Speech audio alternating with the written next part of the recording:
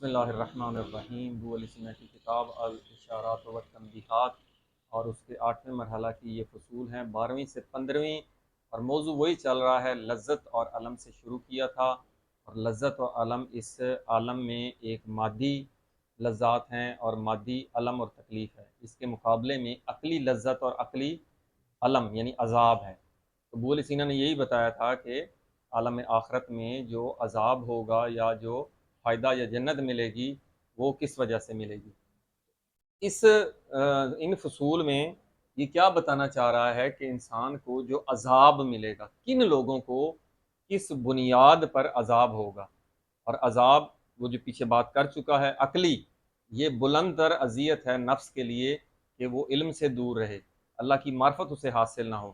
یہ درد اور علم اس مادی رنج و علم اور تکلیف اور عذاب سے بڑھ کر ہوگا، اس کی نار سے بلند اس کی نار کا عذاب ہوگا عقلی۔ تو یہاں پر یہ پھر بتانا چاہ رہا ہے کہ دائمی عذاب کس کو ہوگا۔ اب آخر اس دنیا میں بعض لوگ سادہ ہوتے ہیں بیچارے، عقل اتنی کامل نہیں ہوتی، تو وہ کیا ان کو بھی دائمی عذاب ہوگا؟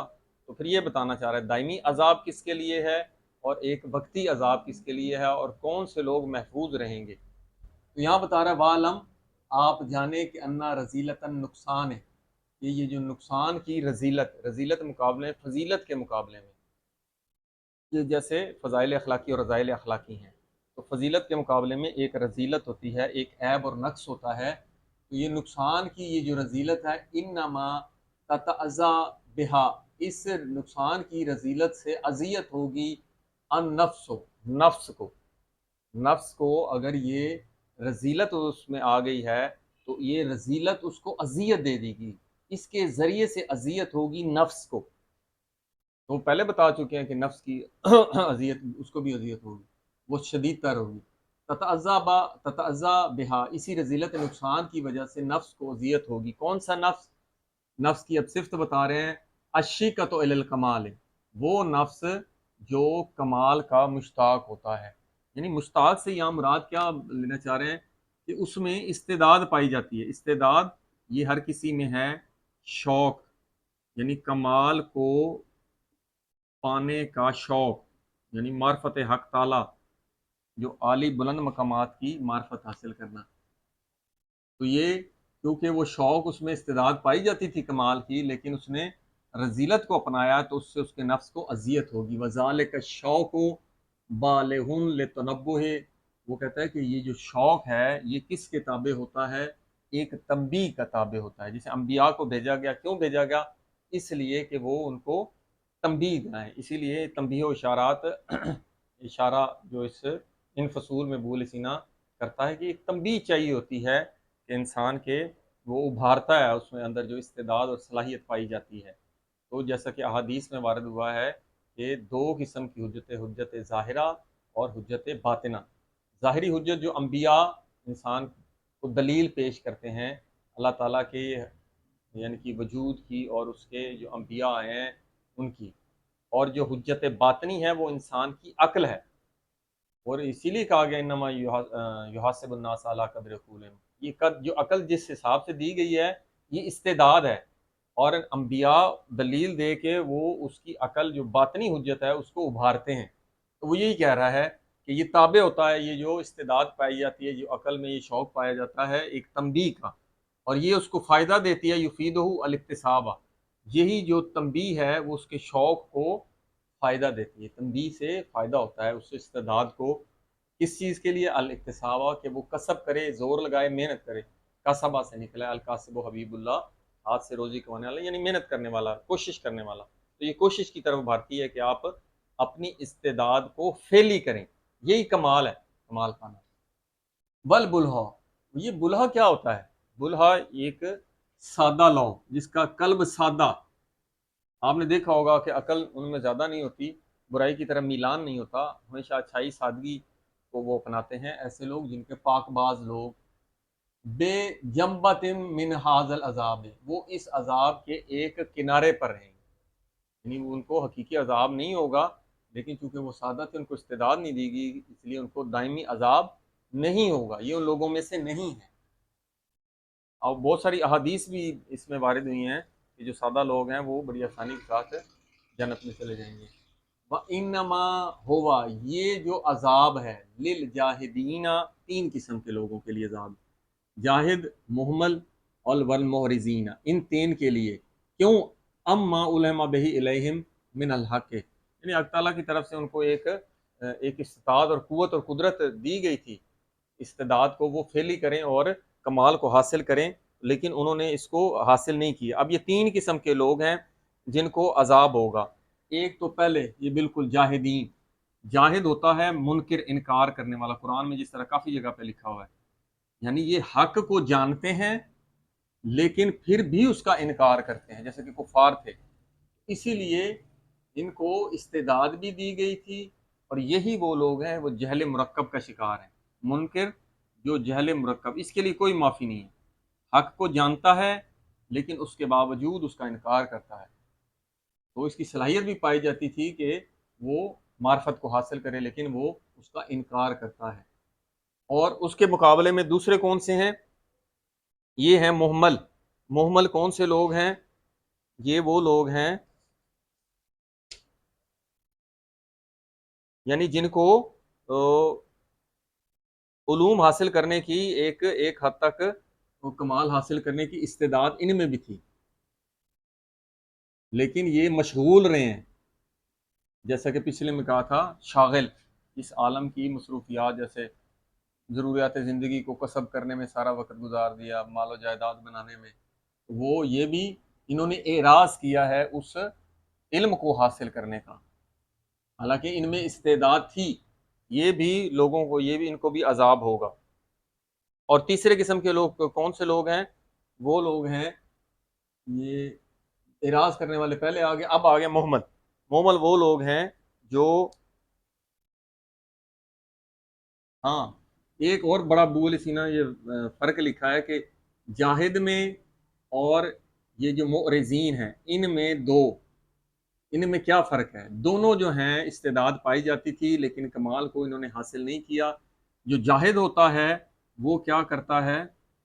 ضد کو اپناتا ہے، جو پچھلی بار فصل میں کہا تھا کہ ضد، حق کی ضد کو اپنانا، فضیلت کی ضد یعنی رذیلت کو اپنانا، یہ جاہد ہوتا ہے، یعنی حق کو ان کا انکار کرتا ہے۔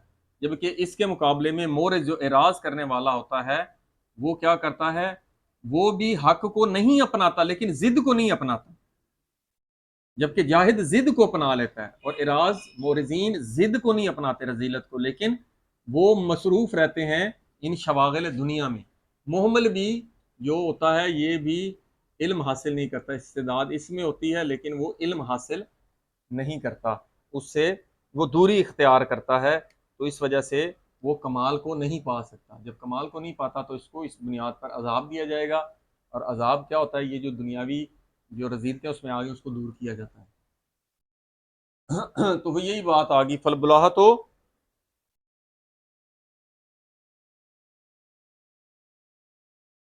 بلاہ ادنا الی الخلاص، یہ وہ بتا رہا ہے فطانت من فطانت بطرائن، فطانت بطرہ کی تھوڑی سی محقق توسی نے وضاحت کی ہے کہ یہ لوگ جو ہوتے ہیں عقلی لحاظ سے قاصر ہوتے ہیں، یعنی یعنی عقل اتنی کامل نہیں ہوتی، تو ان میں عقل بہت کم ہوتی ہے، یا اس کو بےہودہ عقل کہیں، تو یہ وہ بلہا لوگ ہیں، یہ ادنا لوگ ہوتے ہیں، اس لیے پیچھے کہا تھا کہ یہ عذاب کے کنارے پر ہوں گے۔ یہ تو بتایا کن کن قسم کے لوگوں کو عذاب ہوگا۔ بلہا اس کو بچت ہو جائے گی، جبکہ جو جاہد ہیں جو ضد کو اپناتے ہیں، مورزین جو ضد کو نہیں اپناتے لیکن انکار بھی کرتے ہیں، اور محمل جو ہوتے ہیں جو علم کو کسب نہیں کرتے، استعداد پائی جاتی ہے۔ اب اگلی فصل میں عارفون کی بات کر رہے ہیں، ان کے مقابلے میں وہ لوگ ہیں جو کمال کو حاصل کرتے ہیں، وہ کہ والعارفون المتنزہون، عارف یہ وہ ہوتا ہے جو حکمت نظری، قوت نظری کو پائے ہوتا ہے، عرفہ سے نکل جانتا ہے علمی لحاظ سے، اور یہ حکمت عملی کے لحاظ سے بہت بلند مرتبہ لوگ ہوتے ہیں۔ والعارفون متنزہون یعنی متنزہ ہوتے ہیں، اس سے پاک ہوتے ہیں، جو دنیاوی جو عیب، نقائص، رذیلتیں، ان سے پاک ہوتے ہیں، یہ عملی میدان میں آگے ہوتے ہیں۔ اسی لیے کہہ رہا ہے والعارفون المتنزہون اذا وضع عنہم، جب ان لوگوں سے درن و مکارنۃ البدن، بدن سے ملنے کی وجہ سے جو دھول مٹی جھاڑ جو ہوتی ہے، میل کچیل ہوتی ہے، یہ ان سے ہٹا دی جائے گی، وہ انہم ہٹا دی جائے گی، درن و مقارنۃ البدن، بدن کے ملنے والی جو میل و کچیل ہے، کیونکہ اس مادہ عالم میں آتا ہے، یہ مادی عالم ایک ادنا عالم ہے، اس کی ایک اپنی میل کچیل ہے، جیسا کہ مولا علی نے نہج البلاغہ میں بہت اس دنیا کے بارے میں فرمایا ہے۔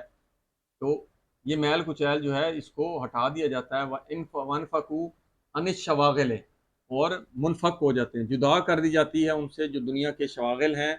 جب وہ شواغل، نیک لوگ، عارف لوگ دنیا کی جو شواغل ہیں اس کی طرف زود کو اپناتے ہیں، ان کے دل پاک ہوتے ہیں، ان کی رغبت نہیں ہوتی ان دنیاوی شواغل کی طرف، صرف اپنی ضروریات زندگی کو حاصل کرتے ہیں، کیونکہ یہ بھی اللہ کا حکم ہے، جب وہ شواغل سے پاک ہوتے ہیں، جدا ہوتے ہیں، خلصوا الی عالم القدس سے، اور یہ جو خالص پاک عالم قد کی طرف ان کی توجہ ہوتی ہے تو کیا ہوتے ہیں، اور عالم سعادت، بلند عالم عقول کی طرف، اس بلند عالم کی طرف ان کی توجہ ہوتی ہے، اللہ تعالیٰ کی ذات کی ہستی کی طرف، تو پھر کیا کرتے ہیں، وَإِن تَكَشُوا، یہ لوگ مزین، جو کہتے ہیں نا نقش و نگاری کرنا، تو یہ ان پہ جو ہے یہ مزین ہوتے ہیں بالکمال الاعلیٰ، ایک اعلیٰ کمال سے یہ مزین اور یہ خوبصورت ہو جاتے ہیں۔ وَحَصَلَتْ لَهُمْ اللَّذَّةُ الْعُلْيَا، ایک بلند عالی لذت ان کو حاصل ہوتی ہے۔ یہ عارف اور پاک باز نیک لوگ، جس طرح کہ حدیث میں آیا کہ جب یہ لوگوں کے ساتھ بیٹھتے ہیں، لوگ سمجھتے ہیں کہ یہ ہمارے ساتھ بیٹھے ہیں، لیکن عارف کیا ہوتا ہے، وہ اس وقت بھی اللہ کے ساتھ اس کا ربط ہوتا ہے، اور کبھی کبھی اس سے دنیا میں کوئی اس سے ایسا اللہ سے غافل ہو جائے ایک لمحے کے لیے، تو پھر وہ ساری ساری رات روتا ہے، ایک لمحے کے لیے جو غافل ہوتا ہے اللہ سے۔ یہ وہ لوگ ہیں، اس طرح بہت ساری احادیث ہیں، مناجات عارفین آپ پڑھ سکتے ہیں، اور آپ دیکھیں قبلۃ العارفین، مولا علی کلام کو ایسے عارفوں کا قبلہ ہیں، تو ان کا رخ اپنے قبلہ کی طرف ہوتا ہے۔ اگلی فصل میں کیا کہتے ہیں، وَلَيْسَ هَذَا الْالْتِزَازُ مَفْقُودًا مِنْ كُلِّ وَجْهٍ، وہ کہتے ہیں یہ جو لذت ہے، کمال ہے، یہ جو عالم قدس کی طرف جب انسان متوجہ ہوتا ہے تو ایک لذت حاصل ہوتی ہے، یعنی جس طرح دنیا میں مادی چیزوں سے انسان کو کوئی چیز حاصل ہو جاتی ہے تو وہ کس قدر خوش ہوتا ہے، اسے لذت حاصل ہوتی ہے۔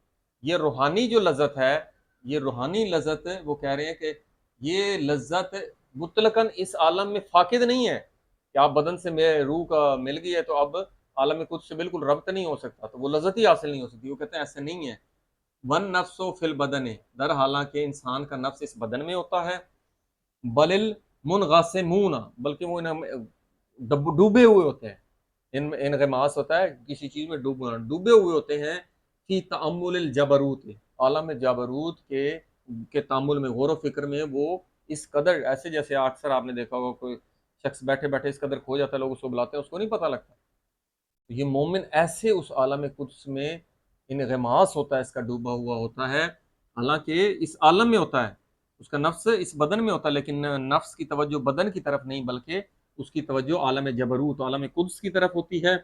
والمعرضون عن الشواغل، اور وہ دنیاوی شواغل سے اعراض کیے ہوئے ہوتے ہیں، اس سے ہٹے ہوئے ہوتے ہیں، متوجہ نہیں ہوتے، تو پھر کیا ہوتا ہے، وَيُصِيبُونَ، وہ پاتے ہیں کیا، اس کا آپ دیکھیں، وَيُصِيبُونَ مِنْ هَذِهِ اللَّذَّةِ، وہ حقیقی لذت جس کی یہ بات کہہ رہا ہے، عقلی جو معقولات کی لذت ہے وہ پاتے ہیں اس لذت میں سے، در حالانکہ بہم فی الابدان، در حالانکہ اس عالم میں ان کا نفس اس بدن میں ہوتا ہے، لیکن پاتے ہیں وہ من حاضر، اس لذت میں سے، کامل لذت نہیں پاتے، اس لذت میں سے پاتے ہیں، حظً وافرن، ایک کثیر حصہ پاتے ہیں۔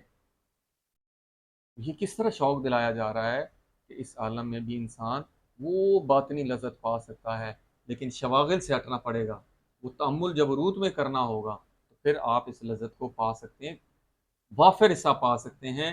قد یتمکن منہم، اب یہاں پہ فیشغلون، تو وہ ان میں متمکن ہوتی ہے، پائیدار ہوتی ہے، فیشغلہم ان، شغل ان ہوتا ہے غافل ہونا،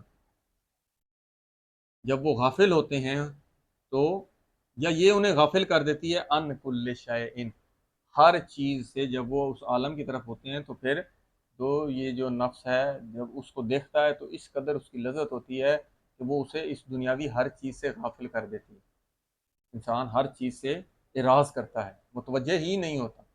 عارف اس مقام و مرتبے میں ہوتے ہیں. تو پہلی فصل کہ دوام کس کو، جو عذاب کس کو ہوگا، دائمی یا بلہوں کو بالکل نہیں ہوگا. اس کے مقابلے میں پھر اگلی دو فصول ہیں عارف. عارف کو کون کون سی اس عالم میں لذت حاصل ہوتی ہے. والحمد للہ رب العالمین.